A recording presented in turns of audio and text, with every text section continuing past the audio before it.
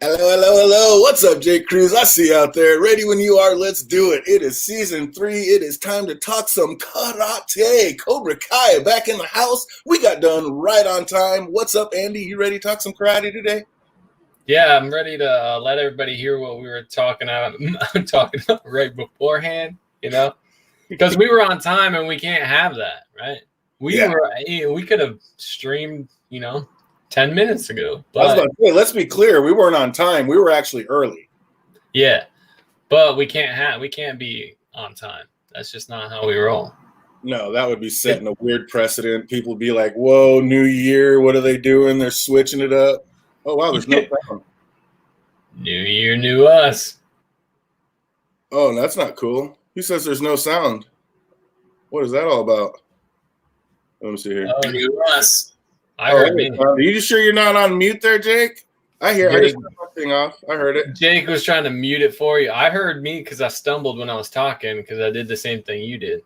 Oh, you left it on? You left your thing on? Yeah, but it was in my ear, so nobody else could hear it. Yeah, I just turned off the speaker for. Oh, you left it on? You left your. Yep. Sounds like we got sound. Check your setup, Jake. I think we're rolling. I think we're there. That would suck if it wasn't going, but yeah. Cobra Kai, it would be weird. Like I said, it'd be weird if we started on time. We were like 10 minutes early. I thought I set it up for 7. I didn't set it up for 7:05. So yeah, we're all crazy and out of the gate, just weird right out of the gate. But hey, it's a new year, so you got to switch it up a little bit.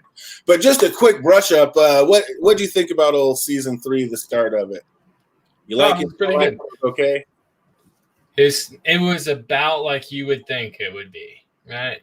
You gotta remind everybody of what happened, and that's kind of what it was, and then set up this season. And I think we called it a few weeks back to how they would end the episode, like or we talked about it, how they would end it.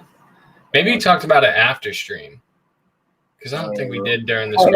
I was going to go back and see like which ones we called too, but yeah, we do too much talking off camera. We need to get that on because that's how everybody is. A lot of the gems come through in the green room and the backstage, but that's just what it is. Oh, what's up, Linda? I see you out there. She says it's so good.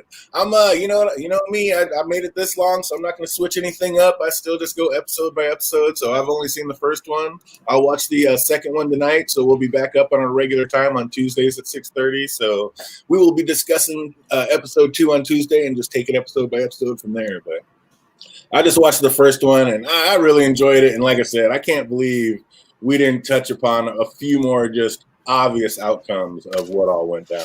Like, of course, there's going to be backlash and, things throughout the community. So, yeah, let's get into it. This was an awesome episode. Cobra Kai Season 3, it's back. This was episode 1, and it was called The Aftermath. And it opened with a Miguel flashback fighting in the West Valley tournament, and then flashes to his fall that put him in the coma. And pretty quick, we get to recognize that this is pretty much a metaphor for Miguel fighting for his life. Isn't that what you got out of it? Right. Or fighting to wake up, one thing or the other. Basically, yeah. But yeah, that was pretty ruthless. I forgot how the first episode ended. Binged it all New Year's. I know you did. Jake Cruz was on there at like 12:01. Boom. He's like, is it on? Yep, there it is. Let's get it. Dude, my daughter's watching it right now. I watched the first 2 episodes about 3 hours ago. And only watched 2 because she kept going. Like, I've been on my computer most of the day. And she's like, you got to hang out with me. So sucker me into it. And now, so for that whole time, she's been watching Cobra Kai. So. Oh, yeah. See, Jake admits it too. He's been doing the same thing. The second that thing hit, he hit play and he was off and running. So he's there. But you know how we do it. We're going episode by episode. At least I am for sure. That way I can try to guess and predict when we get on here and not already know the outcome. So I just think it's more fun for me that way. But hey, do what you do and do it how you enjoy it because, hey, there is nothing to do but to enjoy this series. It is amazing. I have to split my time between working out, Cobra Kai, and Cyberpunk. So I got to I got my 2 episodes in. So tomorrow I can, play Cyberpunk all day. There you go. There you go. And still be ready for Tuesday. That's awesome. Once again, people, we will be back on at a regular time on Tuesday, 6:30, talking about this. We'll be into episode 2, and we'll just be off and running from there. But we get going with this one. They pan to outraged parents screaming they have enough to worry about without a karate gangs working up in their schools. And you just had to love that line. Like, that one dude's like, I thought karate died out in the 80s. Like, Yes. like, here we go, baby. Yeah, that was great. That was hilarious. Dude, this show is all about like the one-liners in the background, like the ones that you're not even really supposed to hear, but then they say, like, those are the greatest lines this series drops. It's amazing. Oh, he said, well, let me tell you how it ended. He said, Jim knows he'd never let a spoiler go in here. Not the way we do it. He just spoiled free. As soon as I saw that peace circle, dude, I literally cried out loud. I literally yelled out loud, "Moon!" Like, he just knew it was good leading that, right? Oh, for sure. That was hilarious. I was like, yeah, it picked me in right out of the gate. It picked me up. I was like I said, I was calling out names. I knew what they were trying to say. It was amazing. Next, we see Johnny tying one on in the local TGI Don't Give a Shit, and he's starting to kind of creep out the customers. Like, he doesn't really care, dude. He's basically at rock bottom and hurting. Like, right. Johnny's in a bad place, and how could he not be, right? Yeah, like, how do you reconcile that, your son, who you obviously love your son, and then Miguel, who's like, you're basically another son to you, and one did that to the other, and none of it would have happened if he never met you, and you gotta be feeling terrible about that situation. Oh, it's the ultimate. I mean, one, you're mad because you weren't the one training your son, and two, now it's like the guy you were training who you feel like a son when, I mean, that is literally, it can't get any worse. I mean, you're talking about hurt kids, you're talking about your own kids. I mean, it is literally the gut punch of all. There's no recouping. I mean, that's just as rough as it gets. I don't even have kids, and I can't even imagine what that man would be feeling in that situation. It would be terrible. Oh, the worst of the worst. He wants to take it out on somebody, but he's in no shape to do so. Of course, he runs into a problem with two guys at the bar, and at least he was smart enough to take it outside, or was it? Like, as drunk as he was, I don't think it was really that great idea to follow the two biggest guys in the bar out to their car to start a problem. Like, dude, that was so funny, that kick he threw. Like, it wasn't even like a kick. It was, like when a dog, a little kid is trying to do a roundhouse, or like a little sweet kick. Dude, it was so fun. I laughed so hard at that for no reason, just how he whiffed. He had his knee all bent and stuff when he came up. I was laughing. It was so funny. Dude, the best part, and you know why you laugh, because it's like even drunk Johnny was totally aware, like, when he's done for. Like, dude, when he missed that roundhouse, the thing that probably made you laugh so hard was just that little one-liner that they drop in the background. Like, you really had to be paying attention. But, dude, as soon as he whiffed, he's like, oh, no. Like, he just knows he's in for it right then, dude. I was instantly cracking up, dude. It was amazing. Yeah. So, yeah, it's just those little one-liners. They're not even, like, almost like seems like they're not supposed to be in the show, but they're just perfect. Like the little background lines and dialogue they have. Like, yeah, like I said, right when he missed that whiff, he was like, oh no. Like, it was such a little line, but it just had me cracking up. Of course, the inevitable happens, and he ends up in jail. And I can't believe, like, we didn't think more about the local repercussions about, like, an all-out kid fight in school. Like, of course that's going to have repercussions, like, throughout the community and affect Daniel's dealership. And, like, there's no way it's not going to. And I kind of like how Amanda still has to be the total voice of reason. Daniel's all thinking it's not quite that bad. But Amanda's like, dude, our dealership is a ghost town. Our name is Poison. Yeah, dude, her best thing was our whole freaking dealership's premise is built on kicking the competition. That thing was hilarious. I was like, damn, I didn't even think about that. And she was exactly awesome. And that's why she's there, to point that kind of stuff out to us, because I was the same thing. She's like, kicking the competition, isn't that great a tagline when your competition and you kick your competition over the rail, or your competition's a kid and you kick them over a railing? Like, Daniel's like, oh. I was like, with Daniel on that one, I was like, oh, that is bad. Like, oh, it was amazing though, dude. It was great. Yeah, this show's amazing. And dude, Amanda, like, that's her role in this whole series. She is just 100% the voice of reason, bringing Daniel back every time. But literally, how great was that PTA meeting? Like, the best was when Daniel's like, in high school, I was bullied and karate saved me. And the dad in the background was like, bullshit, I heard you were the bully. Yeah. Come on. Oh, yeah. That was hilarious. Man, did you break up? I don't know. I can talk if I'm still there. Oh, you're good. You like broke up right at the end as you were talking. My bad. Yeah, that whole thing, and then he was like, kind of had to sit down. You know, he was like, "Oh, well, these people are kind of right." Like, you tell with his eyes, like he sat down, like, oh yeah, like that was fun, dude. Yeah. And it was amazing just because he's such an idiot. Like, he's still so arrogant about everything. Like, he's still kind of like that. And, like, his wife had to tell him, like, our dealership is a ghost town. Oh, it's not that bad. Our name is Poison. And that kind of snapped him up. Like, maybe this is a little worse than I'm giving it credit for. And what about, dude, the dude in the background, like, what about that neckbeard teacher that attacked all the kids? He's like, yeah. We heard he's on probation and not allowed within 500 feet of any child. Like, dude, like, you knew that was going to be a thing. Like, Stingray, this grown-ass man just walking through the hallway, punching and kicking kids. Like, how is that not a thing? Yeah, it's hilarious. I mean, we've talked about that before. Remember, in the first season, we talked about Johnny. Like, in reality, adults couldn't just beat up kids. Like, Mr. Miyagi would have been in trouble for beating up some kids. Right? But that's the whole joke. But yeah, exactly. And like, I don't know, yeah, he would be under the jail this day and age. Like, walking through who's that neckbeard guy that was punching and kicking our children? Like, that would be a problem. You know what I mean? That wouldn't just be probation. Like, that would be a problem. But dude, and I called it, right?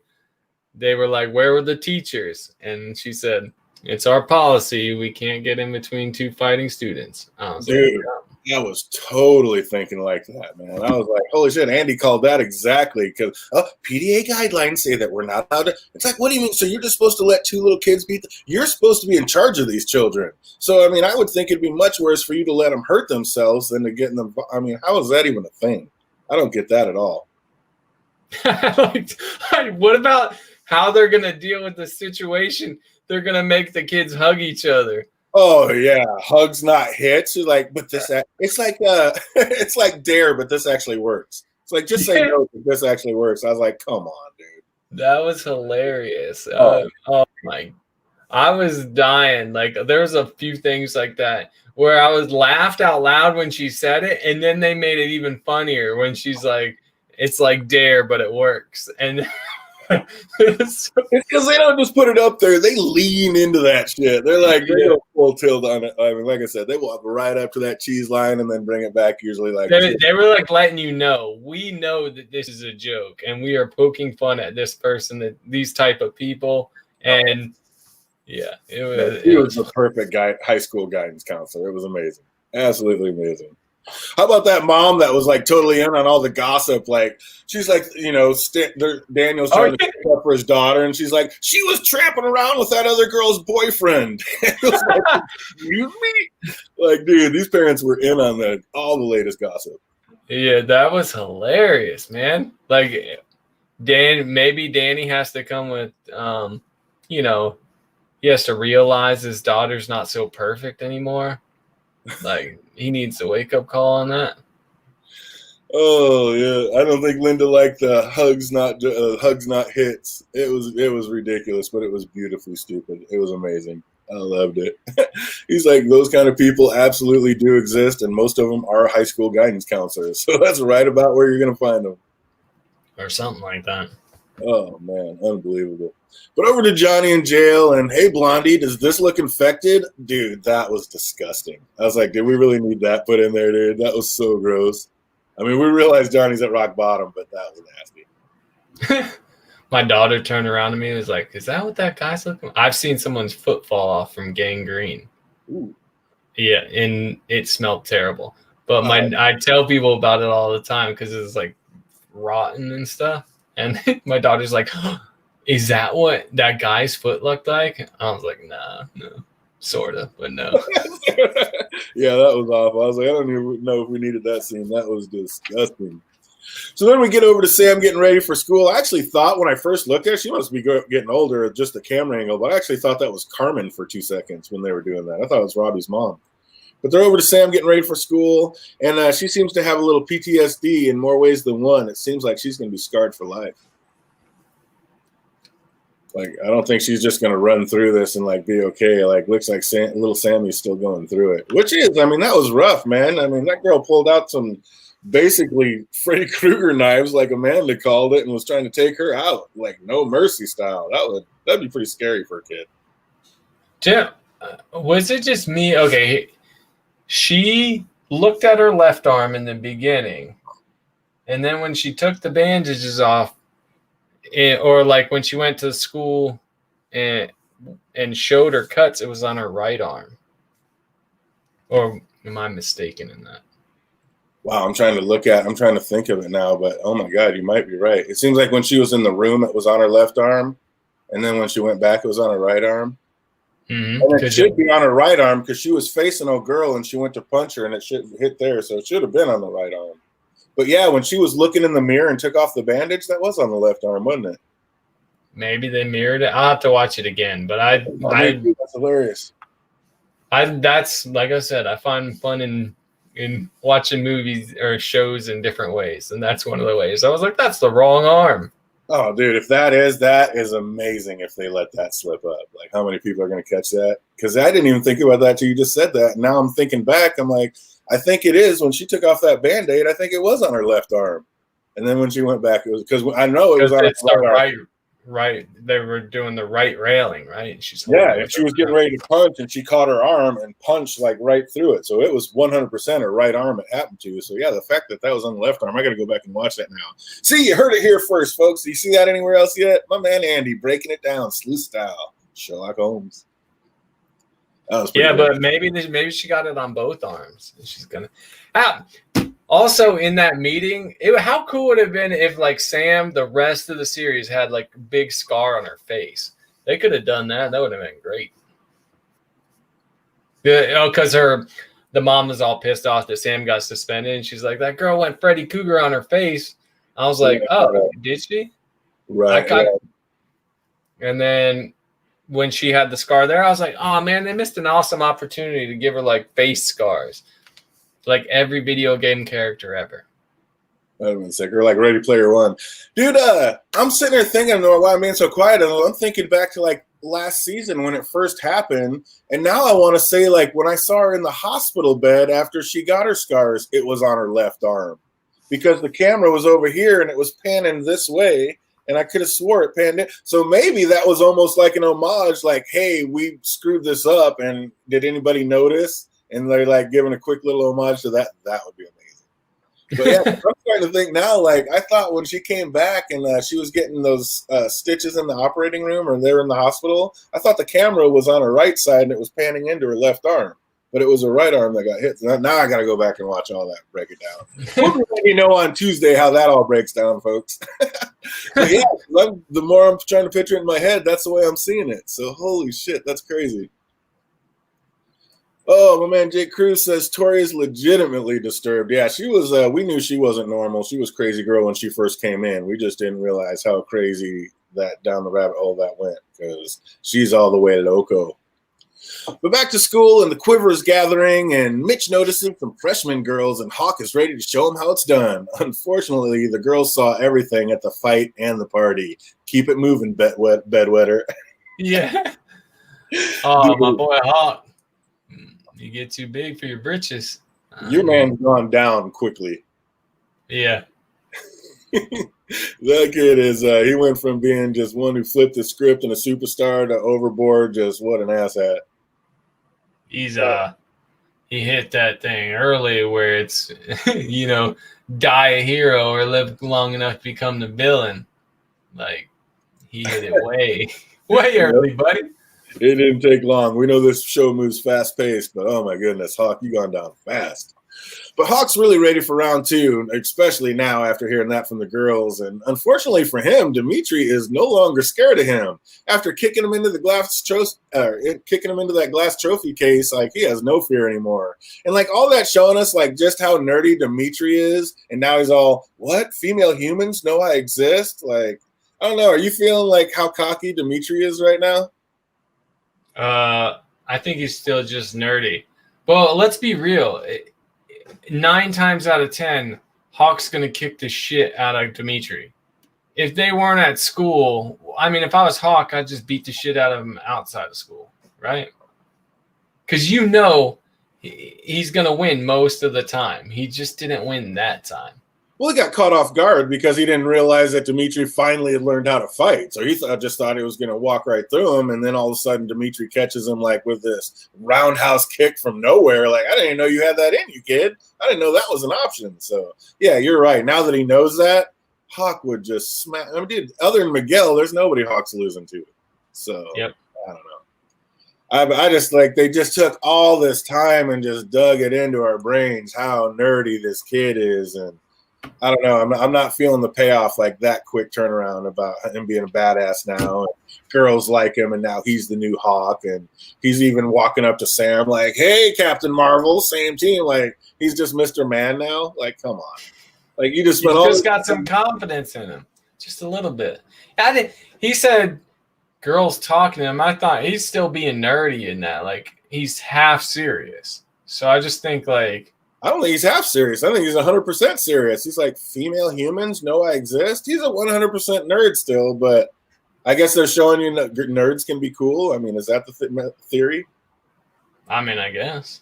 Cool is...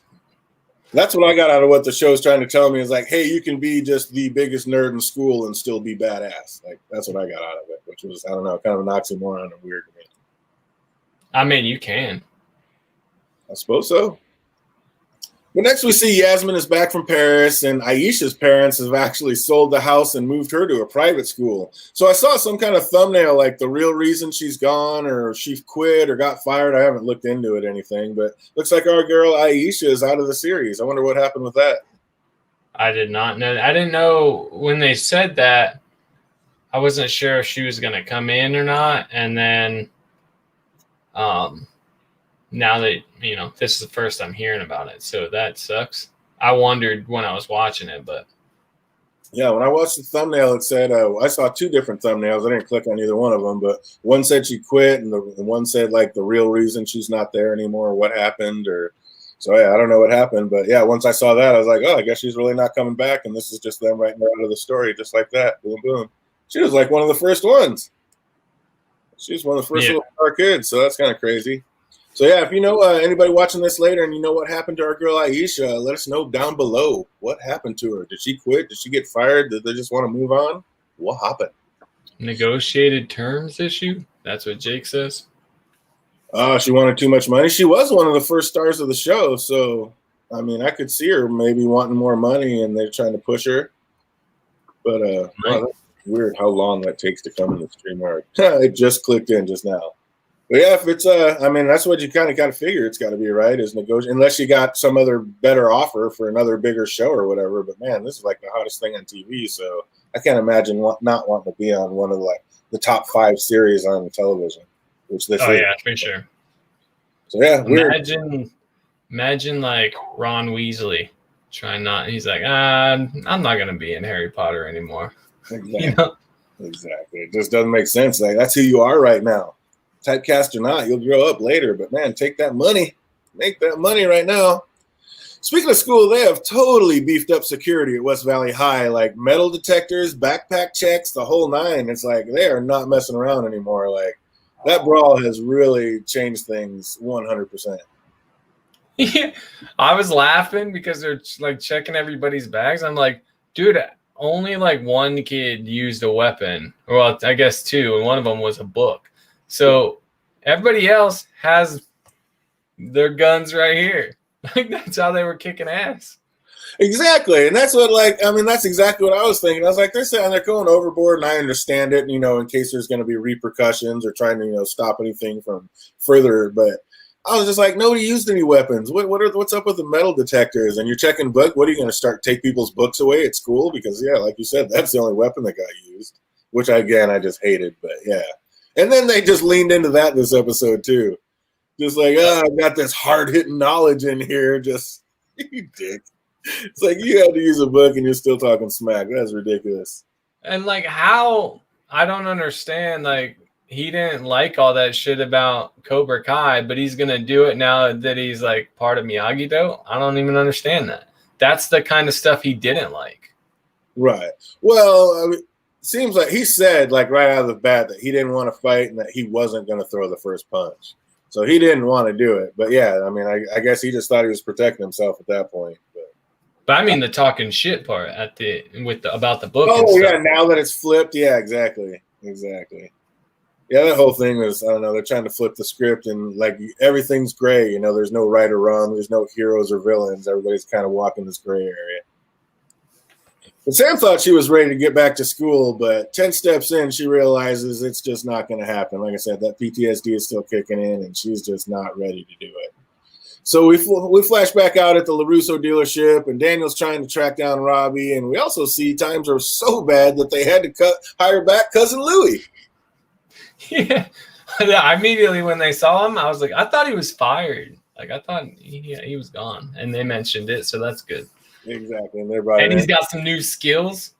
Like, see, the time away did him some good, I think. And it always seemed like he had the little, nuts and bolts of it. He's just such an asshat, of a personality that it just, dude. The way they portray Amanda, like how much she hates this character, like just the seething hatred in her eyes, like, oh, he's like, oh, I would have stole a Ferrari. She's like, would you? She just wants to kill this guy. Yeah, I mean, for good reason too. Think about like half the problem with Johnny and Daniel are he set Johnny's car on fire. Like that was a big catalyst to the whole situation. Like breaking in, you keep building more and more bad blood. And he's kind of an idiot anyway, but. No, not kind of, but yeah, 100%. And he didn't want to set Johnny's car on fire. He's like, whoa, this is a bit overboard. But yeah, the bikers kind of got into it a little too much. And yeah, that escalated everything crazy. But Johnny got a great new car out of it, an even better one. So you know what I thought? I was like, Amanda would hate me too, because I thought the same thing. When he said I would have taken a Ferrari, I was like, yeah, me too, probably. Right, but that's not the thing you say out loud to the owner of the dealership who just had the car going, It's like it's just like couth.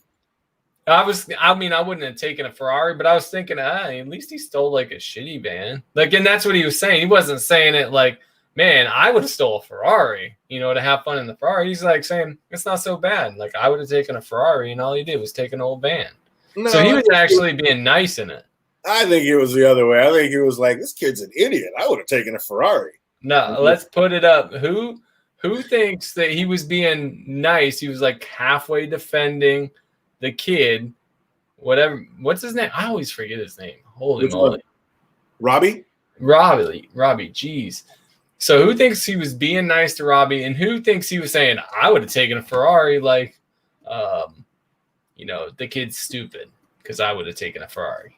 And that's exactly what Jake Cruz says. That's exactly what I was thinking. I was like, Robbie took that thing so he can sleep in the back of it.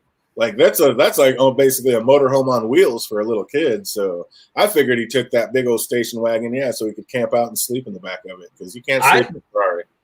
I thought he took it because it was like the least valuable car in the lot.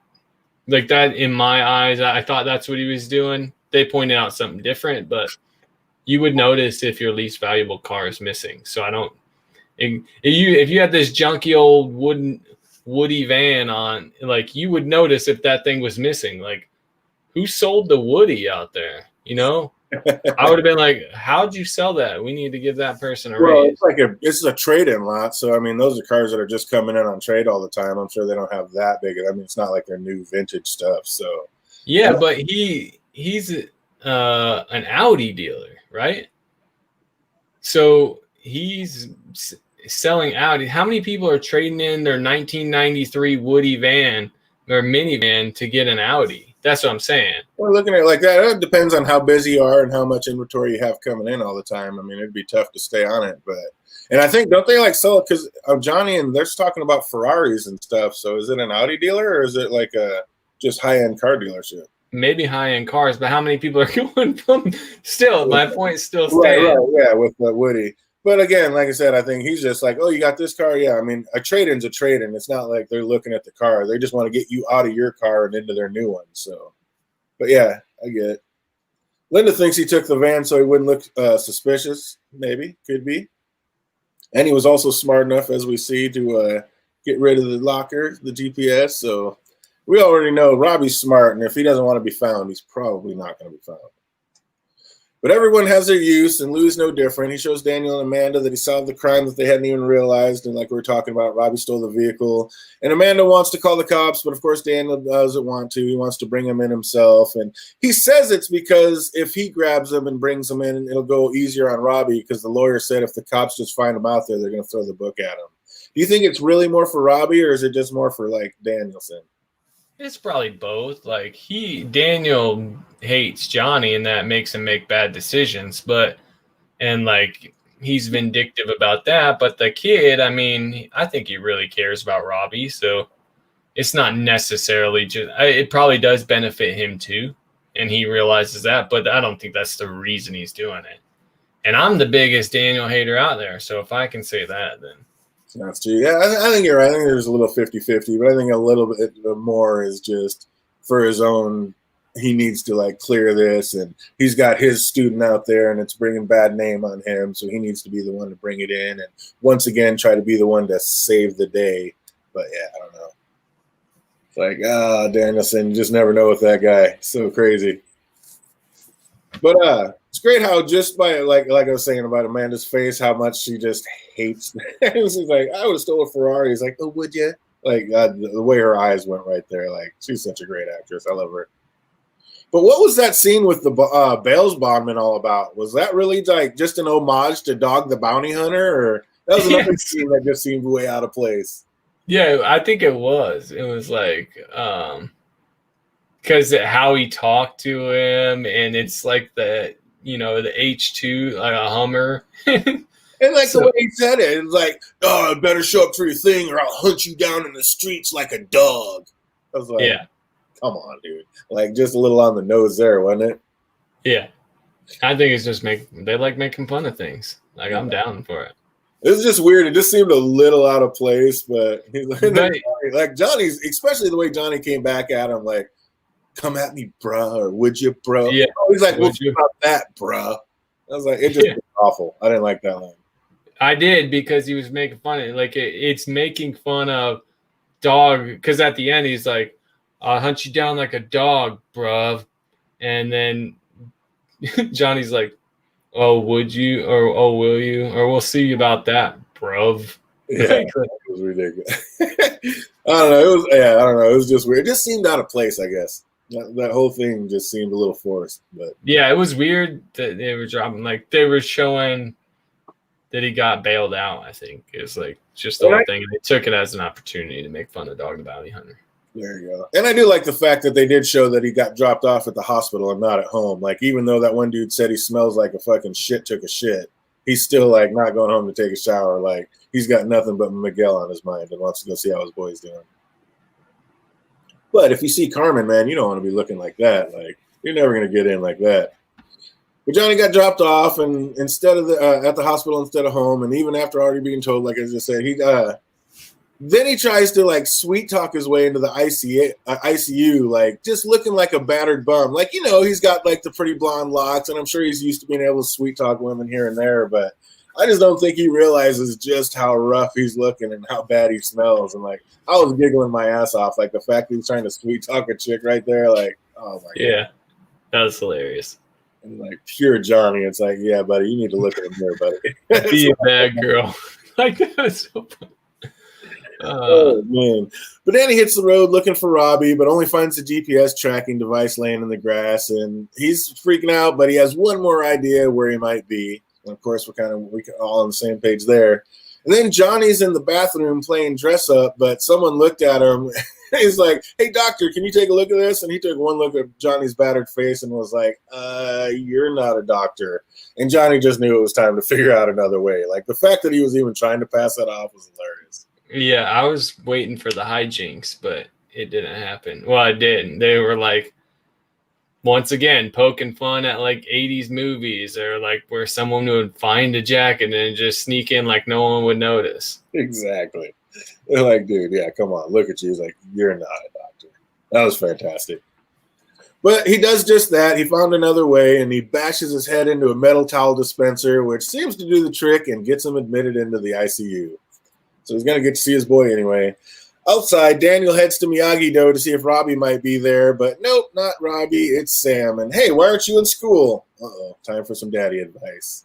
And it's like, I don't know, was it weird for them? I mean, should they have known that maybe Sam was going to be feeling some kind of way and maybe wouldn't have been ready to go back to school where it all happened so fast? Yeah, I don't know.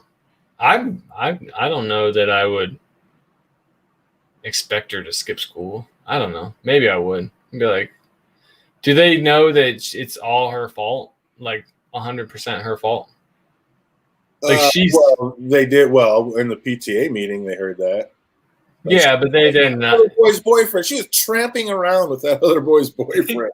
Like, oh. Yeah, but what I'm saying is, like, do they know her perspective? She has to feel like that's 100% her fault, and it is. In reality, it's 95% her fault. So I'm just wondering on that. Like, if they know that hey, this whole thing started because I was kissing Miguel and I didn't want to be with him because you hated him. Like, I guess maybe that he brought it around to that, because that caused all the problems.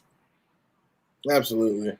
And I mean, like I was going to say, like, I did actually like when Sam was saying it was all her fault, how Daniel actually stepped up and said, "No, this all started before you were even born." Like, actually, for once, Danny Boy's taking a little responsibility. Mm-hmm.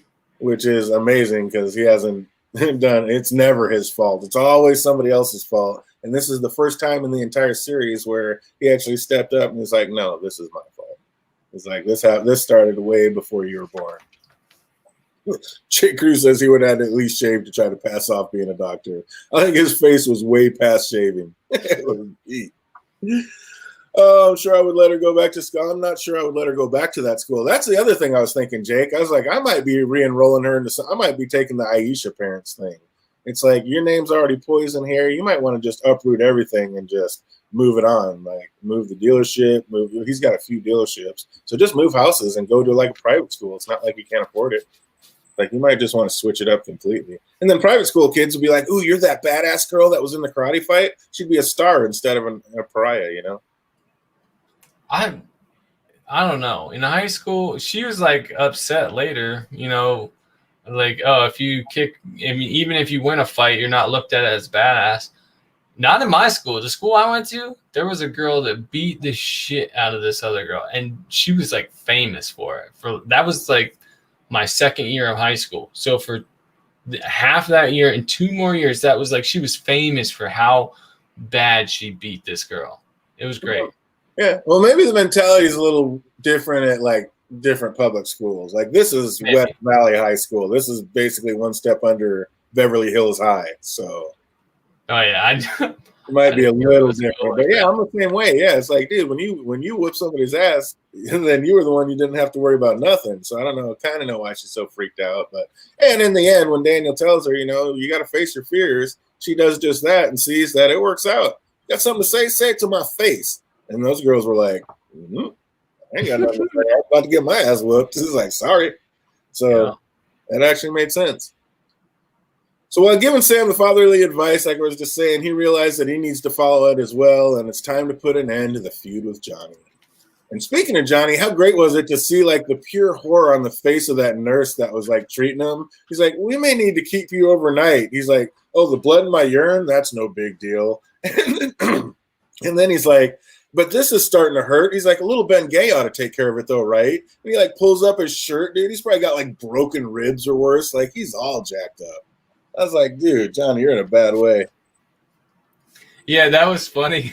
Do you remember what he said? He's like, a little chocolate in the lemonade or something like that. Yeah, a little juice in the lemonade or something. Like, oh, dude. Yeah, a little berry in the lemonade or something. It was like, dude, no. It's like, that's a problem. Oh, be easy, Linda. We'll see you on Tuesday night, 6:30. Take care. Have a great weekend. Thanks for stopping by. Absolutely. So Johnny finally makes it in to see Miguel, and we see that this helps his internal struggle to fight harder and not give up. And then out to Daniel, he heads over to Cobra Kai Dojo, but finds somebody else there completely, Kreese. And Kreese says, Johnny will be back. Do you believe that? Is Johnny and Kreese going to hook back up, or is that duo done? I don't know if they'll hook back up, but he'll be back. The show's called Cobra Kai. So, like, he's going to be back. But I thought that was they did pretty decent. I thought this was going to be a setup for them to have another fight, right? Where he's like, oh, I thought he was gone, and I'm not going to listen to anything you have to say. This was like my favorite moment. Not this specifically, but what happens afterward when he actually meets up with Johnny. That's my favorite moment of the episode. I'm like, oh my God, he just didn't assume. He went and talked to him. Like, he didn't ignore him because Kreese was in the gym. And so I was like, hell yeah. Best moment for me, because I'm always ragging on like the. So what exactly? How come that was your best moment? Because he didn't just misunderstand it, right? He did, but he went to Johnny's house and picked him up, right? So it wasn't the major misunderstanding, and now he actually sees it for what it is, kind of. Yeah, it was like last season or the season before, he would have been like, well, screw him. Obviously, he doesn't care about his son if Kreese is still here, right? Yeah. But he went and he's like, I need your help, and I thought you would be able to help. He really didn't need Johnny, but that was a step he took, and it didn't change everything just because he saw Kreese there. Right. So yeah, actual real growth. And that was pretty low of Kreese to start like taunting Daniel about a dead Mr. Miyagi. I mean, we already know he's a scumball, but boy, they really leaned into it. It's like, yeah, he needs to have no fans. Yeah. I was just like, dude, you're going to start talking about the dead man? Like, that's not right. You don't speak ill of the dead like that. That was messed up. How psycho is Kreese talking about, like, him and Johnny going to finish Daniel once and for all? Like, how off the deep end is this guy? Is he just a complete psychopath now? Oh, man, he's got to be. But it's funny that he can talk shit about Mr. Miyagi because Mr. Miyagi's already beat him up twice and he can't do anything about it. So I think it's kind of like a revenge. If he can get Johnny to beat Daniel, then it's kind of like redemption in that, that situation. Definitely. Who wins in a fight? Like if Kreese would have tried, I think Kreese knew Daniel would have whooped his ass right then and there. Even Daniel knew. He's like, I'm not going to fight right here. Daniel knows he would take Kreese out. It's like, old man, you got no chance against this. Yeah, they hide the fact that like Kreese is all limpy and old. Right. If you watch when he's like walking, just watch. He has like a pretty big limp on his left leg. So they're trying to disguise that. So I don't want to count that as part of the show. But clearly, age is getting to him. Right, exactly. So, yeah, Daniel, that wouldn't even be a fight, I don't think, at this point. Seems like Daniel, like you said, Daniel has zero fear of Kreese. Like, I don't know. Danny takes him in a fight, I think. But back out to school, and it looks as if Daddy's little pep talk worked, and Sam confronts her fears like we were talking about. And she confronts her fears and peers and makes both take a step back. Just goes to show that Danny Boy was right. You really cannot run from your fears. You got to just head your problems face your problems head on, and it's never going to go away. It's just going to go worse. So you might as well just do it. Isn't that the Cobra Kai way? Isn't that how Hawk was created? Like, dude, you're going to have to deal with it. That's your face. It's going to be your face forever. Like, I'm not going to pretend it doesn't exist. You just confront that head on. So there's a little Daniel-san and Miyagi-Do leaning a little more Cobra Kai style, seeing that maybe Cobra Kai isn't 100% all wrong. Yeah. Johnny finally makes it back home, only to find Danielson there waiting for him. And like you're talking about, Johnny just wants to crash, but Daniel reiterates that Robbie's out there all alone and probably scared. We need to go find him. And God, that would be rough. I know, most people out there have had that like drunken debauchery night, and you finally get home, like you're steps away from your door. You just beat up. You've been stitched up. You've been in the hospital. You've been in jail. You've been in fights. Like all you want to do is go put your head on your pillow and pass the fuck out. And you got Danielson right here with a little reality check, like, hey, your son's out there and needs our help. You're like, oh my, like I said, our boy Johnny is at rock bottom all the way around. Like, there's no winner for this guy in this episode. Yep. Oh, it was ruthless. But back to school, Sam isn't facing her fears. She's not going to hide from him anymore. She's going to wear him like a badge of honor. And basically, instead of wearing that little jacket, she goes ahead and pulls it off, and she's going to start showing off her scars. Like, I'm not running for this anymore. Like, yeah, this happened.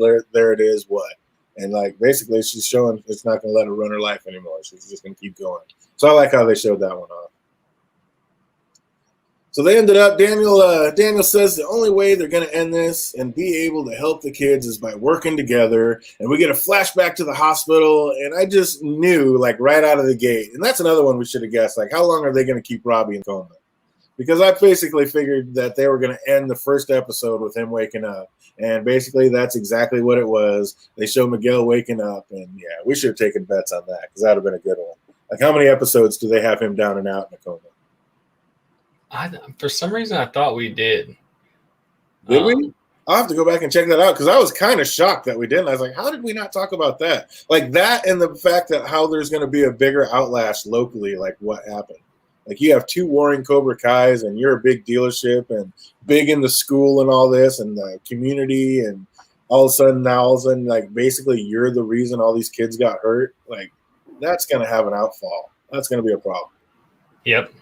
So yeah, I can't believe we didn't get into that, but they're off and running, man. I like this episode. It wasn't crazy. I mean, they had to get after 9 and 10 from last season. They had to pull it back a little bit. Like you just can't be nonstop action all the time every episode. But I thought they did a good job of filling us back in, getting us caught up, and getting the season set up. How about you?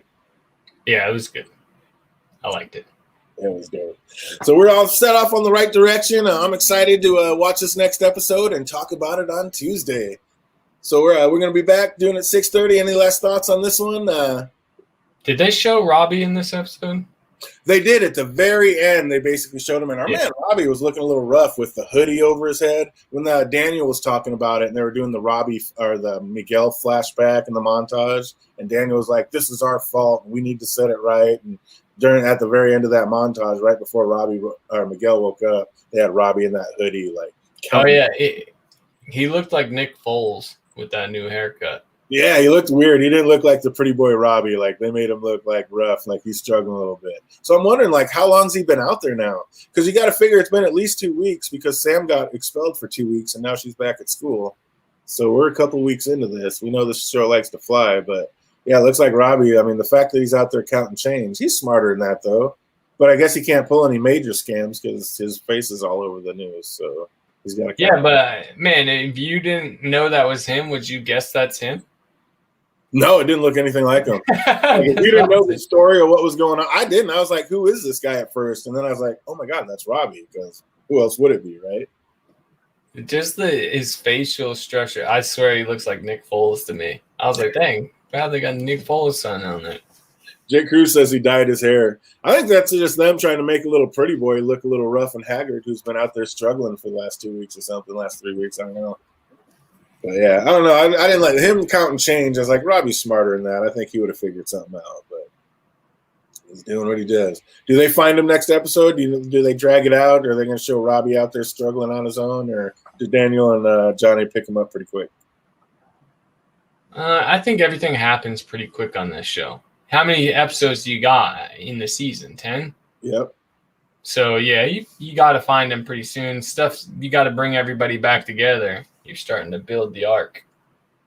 So what happens with Miguel? Is he just bedbound and have to do the whole, like, physical therapy and get back in shape? Or are they going to bring him back in and, like, have him able to walk pretty much by next episode? Well, in a coma, even if you were in a coma for 2 weeks, it's not like normal where, you know, if you're bedridden for 2 weeks, you would get atrophy, your legs would get weaker and stuff, but you can still move your legs. It's totally different. 2 weeks at least where you don't move your legs at all. So I'm sure they have nurses in there moving you and stuff, but yeah, not. Yeah, but if your muscle activation isn't happening, like it's, you know, there's some serious atrophy going on. He might not even be able to stand. Right. So yeah, that's what I'm like. So you think they go through the whole physical therapy montage, like he's got to build to get it back, or you think they're gonna speed through it and like he's just gonna be walking slow with his mom through the hospital, like, oh, that sucked. Yeah. Or are they gonna try to play it like he's paralyzed and he can't move at all and there is no coming back? Yeah, maybe he becomes. That would be rough. So he doesn't do anything. He's just in a wheelchair from now on. He can't even walk around. Yeah. Oh, that would suck. We don't want that for our man. That would be terrible. Oh, now I'm pumped. Yep, I got to get up there and watch the second episode, see what's happening. That's crazy. All right, well, that's going to do it for us. We want to thank everybody that stopped by today. And, we will be back on at our regular time, firing it back up at Tuesdays at 6:30, doing it Cobra Kai style. So welcome back. 9:30 Eastern. 9:30 Eastern, exactly. I always forget that part. 3 hours later on the East Coast because for some reason you guys are just so much sooner than us. Or 3 hours sooner, I should say, on the East Coast. So absolutely be ready for that. Oh, no, it is late. I always get that mixed up. 6:30 for us is 9:30 for you. So 3 hours later. That's the only reason I stream with you is because I like the idea of going back in time. There you go. Exactly. We're all travel on here, just like Bran used to do. That's going to do it for us. Hope you guys are having an absolutely amazing week, and it only gets better from here. And until we see you next time, be easy.